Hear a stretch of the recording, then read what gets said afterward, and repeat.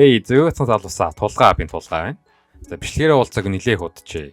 За энэ удаагийнхаа Sneaker Peek суурлаараа GT Jump 2-ыг танилцуулахар шийдлээ. GT Jump нь GT цувралуудаас гаргадаг пүүзүүдийн нэг. GT цувралын тухай өмнөх бичлэгүүд дээр нилээн их ярьсан болохоор энэ удаад даалгасыг өмнөх бичлэгүүд дээр илүү тодорхой мэдээллүүдийг аваарай. За GT Jump цуврал бол зөөлөгчдөр хамгийн их анхаарсан цувралаа. За хамгийн их хүмүүст хүрсэн дараалалаар ерөнхийдөө цувралын 2 дахь пүүзүүд нь гарч байгаа шиг байна. За эхлээд GT Cut гарсан бол одоо GT Jump 2-ын худалдаанд гараад GT Run нэрээс болж GT Hustle нэрээр худалдаанд гарах болсон. За ингээд GT Jump 2-ын Hopscake-ийн үзүүлэлтүүд рүү орцгоё. За зуралт 8.7 авчээ. Зуралтанд дэжгүй цэвэр гадаргуу дээр гайгүй.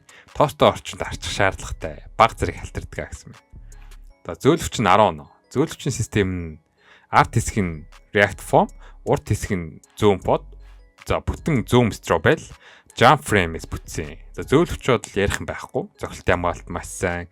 Ялангуяа арт хэсгийн React зөөлөвч нь. Урд хэсэг нь бамбалтсан зөөлөн. Ер нь бол яг одоо байгаа хамгийн шилдэг зөөлөвчийн систем гэсэн байна. За материал 8.3 авчээ. Материалын чанар тийм ч онцгой биш. Гэхдээ эвтэйхэн ягт агаарын солилцоо сайн. Урд хурууны хэсэг нь сайн мишээ. Доторх зөөлөвчүүд нь сайн гэсэн байна. За дэмжигч нь 8.8 авчээ. Дэмжигч бол энэ пүүсний 2 дахь шилдэг хэсэг нь гэхэд болно. За үдээсний систем сайн чангарч чаддаг.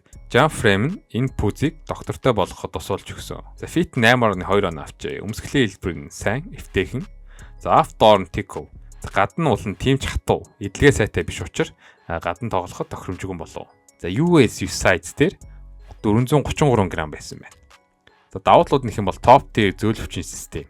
Илүү уян хатан болж өгсөн Jump Frame. За сул тал нь материал нь илүү сайн байж болох байсан. За GT Jump 2 нь 7 сар $180 үнэтэйгээр худалдаанд гарсан. За анх GT Jump 2-ыг зураг нь болоход GT Jump 1-ээс илүү хөнгөн болох нь харагдаж байсан.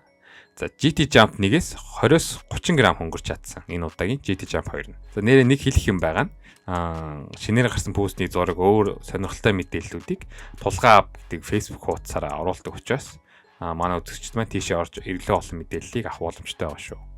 За GT Jump 2-ийн хувьд зуралтын хувьд топ tier, team сайн зуралтай биш.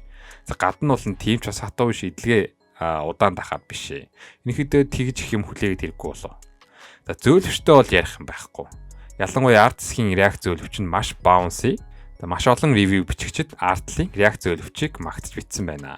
GT Jump 2-ын зөөлөвчийн системд багтсан React зөөлөвч, Zoom Pod, Zoom Strobel 3-ыг нэг-нэгээр нь баг пүүзэнд хийж худалдаанд гаргадаг. Жишээ нь PG6 гэхэд л ганц React-тай, Zoom Freak 3 бол урдаа Podтай гэх мэтчлэн. Тэгэхээр баг 3-4 sneaker-ийн зөөлөвчийн системийг хамтдаж хийсэн систем гэж ойлгоход болно. За бас нэг сонирхолтой зүйл байгаа нь уловч. За уловч нь болохоор 2 өөр материалаас бүрдсэн. За урд хэсэг нь илүү зөөлөн бол хойд хэсэг нь арай хатуу материалтай. Гэх мэтчлэн зөөлөвчдөр бол хамгийн их анхаарал хандуулсан одоогийн байдлаар хамгийн шилдэг зөөлөвчийн систем гэдэг нь үнэн болов. За материал нь өмнөх GT Jump 1-ээс арай илүү хөнгөн нэмгэн, агаарын солилцоо сайн болгож өгсөн. За тийм болохоор ч жин нь арай багасч өгч чадсан болов. За материалыг сайжруулад эхлэх юм бол жин хамаагүй нэмэгдээд эхэлнэ л дээ. За дэмжигчийн хувьд бол өмнөх GT 1-ээс илүү сайн болж өгсөн. Lockdown илүү сайжирсан. Хөлөнд наалтаж өгч чаддаг.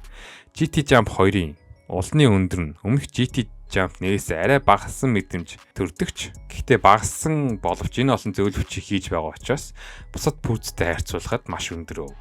За энэ бага зэрэг аюултай мэдрэгт. За улан өндөр. Тэгээд артлын React зөөлөвч нь маш сайн суудаг учраас 2 тийш болон shift хөдөлгөөн хурдан чиглэлөө өөрчилдөг хөдөлгөөн хийхэд аюултай мэдрэгдэг эвгүй мэдрэмж төрүүлдэг гэсэн сэтгэлдлүүд бол байна. GT Jump 2-ыг жижиг хурд хийдэг, shift хийдэг guard-удад бол тохиромжгүй болов.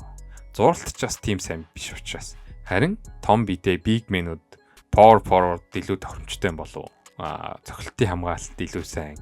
Тэгж shift хийгээд хурд хийгээд байхгүй тийм хүнд бол хамаагүй тохиромжтой мөн. Зөөлөвчийг хамгийн түрүүнд хардаг хүнд бол маш тохиромжтой пүүз баг. За өмнөх GT Jump 1 дээр ч гэсэн өсөлт нэмж өгч байгаа шиг мэдрэмж төрүүлдэг гэсэн бол энэ удаагийн GT Jump 2 дээр ч гэсэн хүмүүс өсөлт нэмж өгч байгаа шиг мэдрэмж авдаг гэсэн байна. За ингээд өнөөдрийн бэлтгэсэн мэдээллийн хүрээ дуусч байна. Бичлэг таалагдсан бас subscribe, like, share, donate хийж өгөх хүсье. Баяртай.